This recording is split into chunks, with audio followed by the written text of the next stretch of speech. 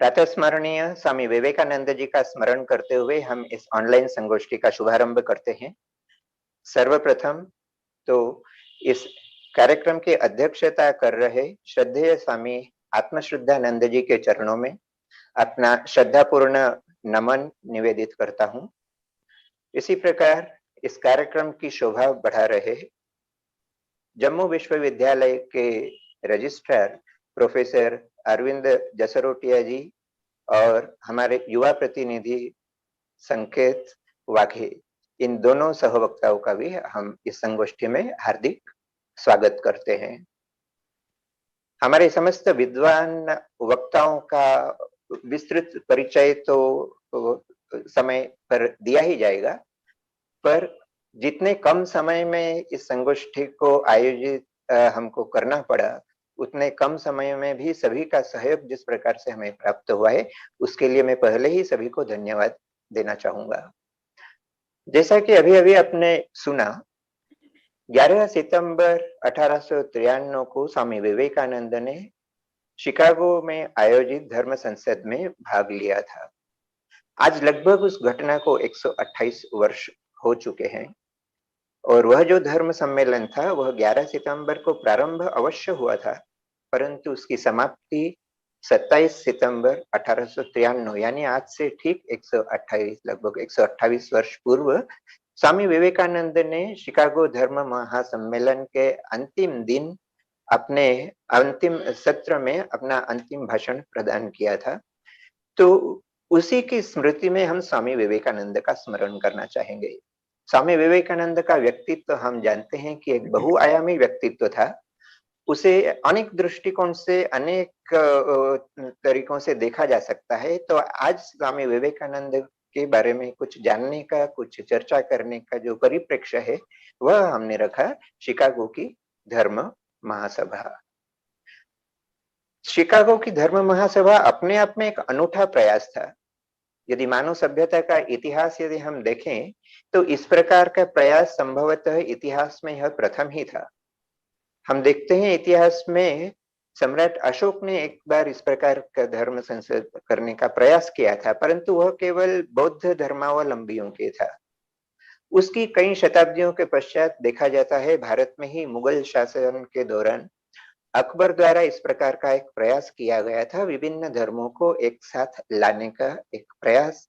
परंतु वह प्रयास अंग्रेजी में जैसा कहा जाता है एक कॉस्मेटिक अप्रोच, कि स्वयं स्वामी विवेकानंद जी के शब्दों में कहा जाए तो वो एक पार्लर मीटिंग यानी एक घरेलू बैठक से अधिक कुछ नहीं था।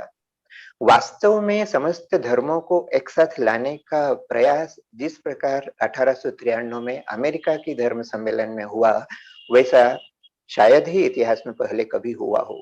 और इसलिए इतिहास की इस सर्वप्रथम घटना में भारत की तरफ से और हिंदू धर्म का प्रतिनिधित्व करने के लिए स्वामी विवेकानंद का चयन ईश्वर या विधि ने किया, यह भी अपने आप में एक अनूठी घटना ही कही जा सकती है।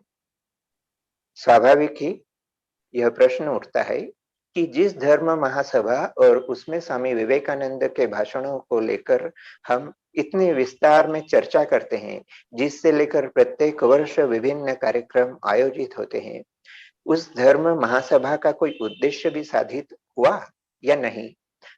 आज एक शताब्दी के पश्चात इस प्रश्न पर विचार करने का समय निश्चित रूप से आ चुका है। विशेषकर 11 सितंबर के अपने प्रारंभिक भाषण में स्वामी विवेकानंद जी ने एक आशा व्यक्त की थी। भाषण बहुत संक्षिप्त था, उनका जो स्वागत भाषण बहुत संक्षिप्त था, परंतु विश्व के सर्वश्रेष्ठ भाषणों में उसकी गिनती हम कर सकते हैं। और उस संक्षिप्त भाषण के अंतिम अनुच्छेद में अपने अंतिम शब्दों में स्वामी जी ने यह आशा व्यक्त की थी कि उस धर्म सम्मेलन का प्रारंभ सूचक जो एक घंटा ध्वनि की गई थी, वह घंटा ध्वनि मानो संसार के समस्त धर्मों, संसार के समस्त धर्मांधताओं का मृत्यु निनाद साबित होगा। तो क्या स्वामी जी का यह स्वप्न साकार हुआ? बाह्य दृष्टि से यदि हम देखें तो आज भी हमें संसार में धर्मांधता दिखाई देती है, आज भी संसार में हमें हठधर्मिता दिखाई देती है, आज भी हमें धर्म के नाम पर पाखंड दिखाई देता है। तो स्वाभाविक ही यह प्रश्न उठता है कि क्या स्वामी जी का स्वप्न साकार हुआ या नहीं। परंतु इसके लिए स्वामी जी को दोष नहीं दिया जा सकता, क्योंकि स्वामी जी ने तो हमें उपाय भी बतलाए थे।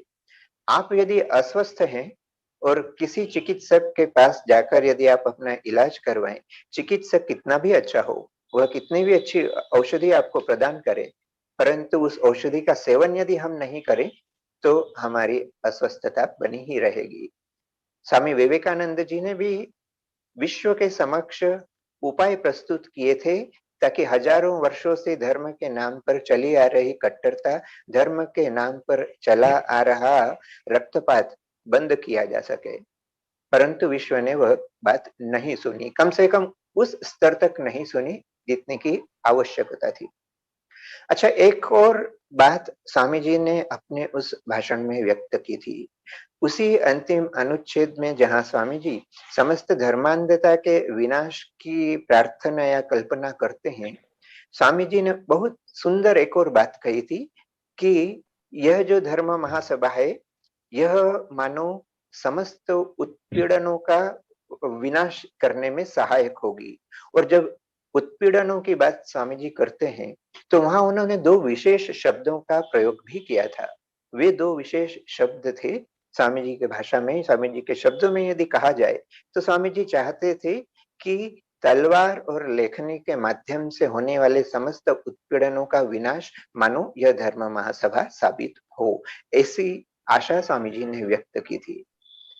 यह इसे थोड़ा यदि हम गहराई से समझने का प्रयास करें, विश्व का इतिहास या विशेषकर भारत का हम मध्ययुगीन इतिहास यदि देखें, तो न सिर्फ सत्ता, परंतु सत्ता के साथ धर्म और संस्कृति का प्रसार भी तलवार के बल पर करने का प्रयास किया गया है।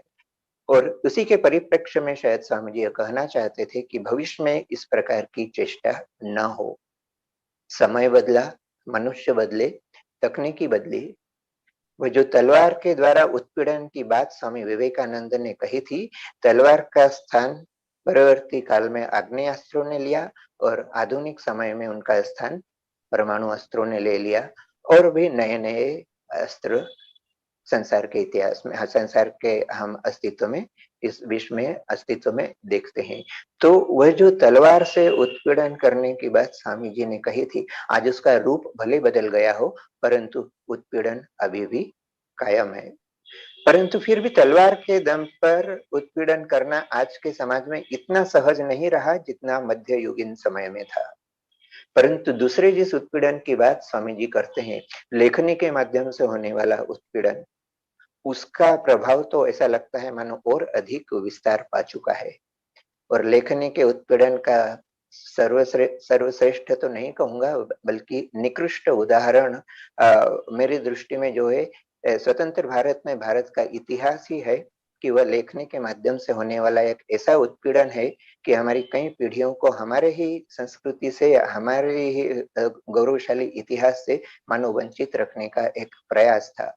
और वर्तमान में तो लेखनी का स्थान मानो कंप्यूटर और मोबाइल के कीपैड ने ले लिया है। तो जिसे हम सोशल मीडिया कहते हैं, उसके माध्यम से भी हमारी संस्कृति को निकृष्ट दिखाने का जो प्रयास सतत और बहुत सोचे समझे तरीके से किया जा रहा है। मानो मैकाले का जो स्वप्न था, उस मैकाले के स्वप्न को मानो हमारे ही, उनके ही जो भारतीय वंशधर थे, उन्होंने आगे बढ़ाने का स्वप्न मानो देख रखा हो।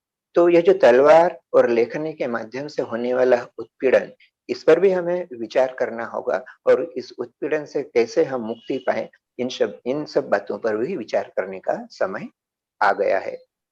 प्रश्न यह उठता है कि स्वामी जी का यह जो स्वप्न था, यह साकार क्यों नहीं हो पाया। तो इसका उत्तर हम स्वामी जी द्वारा ही प्रदत्त द्वितीय भाषण में देखते हैं।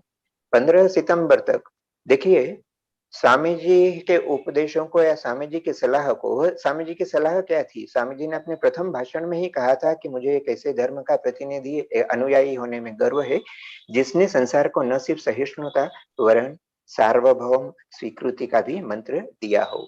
और यह सनातन धर्म की, हिंदू धर्म की विशेषता है कि जिस प्रकार से सभी धर्मों को हम सत्य का ही एक रूप मानते हैं, उसी प्रकार से यदि समस्त धर्म, समस्त विचारधारा, समस्त मतावलंबियों ने यदि किया होता, तो संसार का धार्मिक मानचित्र कुछ और ही होता और स्वामी जी का स्वप्न बहुत अधिक परिमाण तक साकार हो सकता था।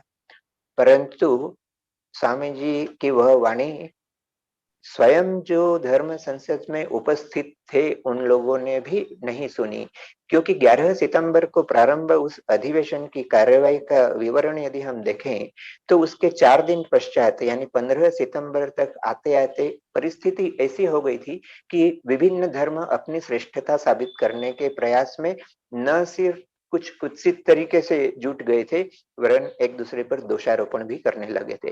और इसी परिप्रेक्ष्य में स्वामी जी ने एक छोटी सुंदर कहानी धर्म संसद के मंच से सुनाई थी। कहानी से हम सभी अभिज्ञ हैं, उससे अनभिज्ञ नहीं है। वह जो कूप मंडूक वाली कहानी स्वामी विवेकानंद ने सुनाई थी, कहानी के माध्यम से स्वामी जी कहना चाहते थे कि कुएं के मेंढक के पास यदि कोई समुद्र का मेंढक पहुंच जाए, तो कुएं का मेंढक इस बात पर सहज रूप से विश्वास करना नहीं चाहता कि समुद्र की जलराशि कुएं की जलराशि से अधिक हो सकती है। अब यदि इसको भी हम थोड़ा गहराई से समझने का प्रयास करें, यह जो हठधर्मिता है कुएं के मेंढक की, ये कुएं के मेंढक दो प्रकार के हो सकते हैं। एक तो ऐसा मेंढक जो कुएं में जन्मा, उसी में पला बढ़ा है, तो स्वाभाविक रूप से उसने कुएं के बाहर का जगत, उसकी दुनिया देखी ही नहीं है। इसलिए समुद्र का कोई मेंढक यदि उसके पास पहुंच भी जाए, परंतु कुएं का मेंढक यदि सरल हृदय हो, तो वह कम से कम आग्रह प्रकाश कर सकता है समुद्र के मेंढक की बात सुनने की, और शायद उसकी सरलता उसे समुद्र के मेंढक की बात पर विश्वास करने के लिए आग्रहान्वित भी करे। परंतु यदि वह मेंढक यदि हठधर्मी है, तो उसे कुएं से उठाकर यदि समुद्र के पास ले भी जाया जाए, उसे यदि समुद्र का दर्शन भी करा दिया जाए, तो वह अपनी हठधर्मिता के चलते अपनी आंखें बंद कर समुद्र के अस्तित्व पर विश्वास करने से इनकार करेगा। और यही कारण है, यही जो हठधर्मिता है, यही स्वामी जी के उपदेशों का पालन करने से लोगों को रोकती है। और यही कारण है कि स्वामी जी ने जो स्वप्न देखा था कि शिकागो की धर्म महासभा संसार की समस्त धर्मांधता को, संकीर्णता को समाप्त करने का एक प्रारंभ होगा, वह उस हद तक सफल नहीं हुआ। यह कहना गलत होगा कि वह असफल रहा, वह प्रयास असफल नहीं रहा, क्योंकि शिकागो की धर्म महासभा के बाद ही यह देखा जाता है कि विश्व के स्तर पर, जिसे हम तुलनात्मक धर्म कहते हैं, कंपैरेटिव रिलीजन कहते हैं, उसके अध्ययन का एक दौर प्रारंभ हुआ। आज विश्व में ऐसे कई संस्था है, कई व्यक्ति है जो हृदय से मानते हैं कि दूसरे धर्मों में भी सत्य का प्रकाश हो सकता है।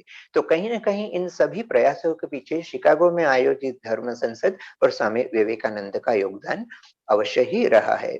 और तत्पश्चात धर्म संसद का वह सबसे महत्वपूर्ण दिन आता है 19 सितंबर का, जब स्वामी जी ने हिंदू धर्म के ऊपर अपना भाषण दिया।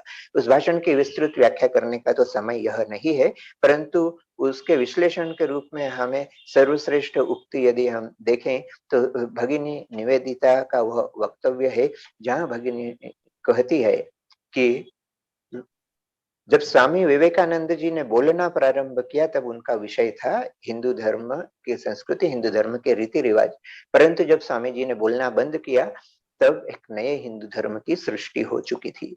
मेरे विचार से स्वामी जी के उस हिंदू धर्म के ऊपर प्रबंध का इससे सटीक विश्लेषण और कुछ नहीं हो सकता, क्योंकि स्वामी जी के पास एक ऐसा दुरूह, एक कठिन कार्य था, एक ऐसा धर्म। अन्य अन्य धर्मावलंबियों के पास अपने एक धर्म, अपने एक धर्म गुरु, अपनी एक पुस्तक को रखने का प्रयास जितना आसान रहा होगा, अब कल्पना कीजिए स्वामी विवेकानंद के पास यह कार्य कितना कठिन होगा, क्योंकि उन्हें एक ऐसे धर्म का प्रतिनिधित्व करना था जो 33 करोड़ देवी देवताओं में विश्वास करता है, जो सैकड़ों हजारों ग्रंथों में विश्वास करता है, जो शत सहस्त्र महापुरुषों अवतारों में विश्वास करता है।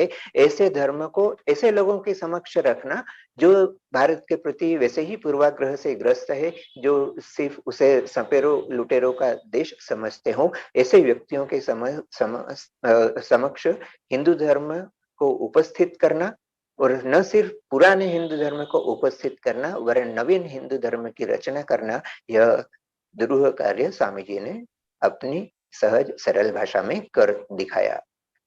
और फिर आता है वह अंतिम दिन, शिकागो धर्म महासभा का 27 सितंबर को, जब स्वामी जी ने स्पष्ट रूप से यह दिखलाया कि ईसाई को हिंदू या बौद्ध होने की आवश्यकता नहीं है, न ही हिंदू या बौद्ध को ईसाई, परंतु यह आवश्यक है कि प्रत्येक व्यक्ति दूसरे के सार तत्व को ग्रहण कर अपनी विशिष्टता बनाए रखते हुए अपने आत्म विकास के कार्य में आगे बढ़े।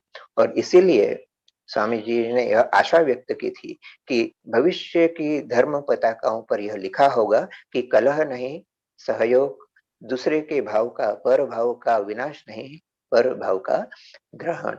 तो यदि स्वामी जी के उपदेशों को हम आत्मसात करने का प्रयास करें, इनके विचारों को यदि हम प्रचार प्रसार में यदि हम अधिक जोश से यदि जुट जाए, तो जितने लोगों तक यह स्वामी जी का संदेश पहुंचेगा, उतने अधिक जीवनों में परिवर्तन होने की आशा हमें दिखाई देती है। तो मैं आप लोगों का अधिक समय नहीं लूंगा। स्वामी विवेकानंद के शब्दों में ही मैं यही प्रार्थना करना चाहूंगा कि हिंदुओं का ब्रह्म, बौद्धों का बुद्ध, यहूदियों का जिहोवा और ईसाइयों का स्वर्गस्थ पिता हम सभी को यह शक्ति प्रदान करे कि स्वामी विवेकानंद के बताए उपदेशों के अनुसार, यह उपदेश भी स्वामी विवेकानंद के उपदेश कहना भी एक दृष्टिकोण से ठीक नहीं होगा, क्योंकि ये सार्वभौम सत्य है। और इन सार्वभौम सत्य का यदि हम सभी अपने जीवन में पालन कर सके, तो संसार में निश्चित रूप से शांति और समृद्धि का मार्ग प्रशस्त होगा। आज इस आयोजन के पीछे हमारा उद्देश्य था कि स्वामी विवेकानंद का स्मरण हम इस शिकागो धर्म महासभा के परिप्रेक्ष्य में करें। हमारे विद्वान वक्ताओं के माध्यम से इस प्रसंग पर और अधिक हमें जानने का अवसर मिलेगा और उनसे हमें और एक नई दिशा मिले। इसी आशा के साथ मैं स्वामी अनंतरानंद से निवेदन करता हूं कि वे इस कार्यक्रम को आगे बढ़ाएं। नमस्कार।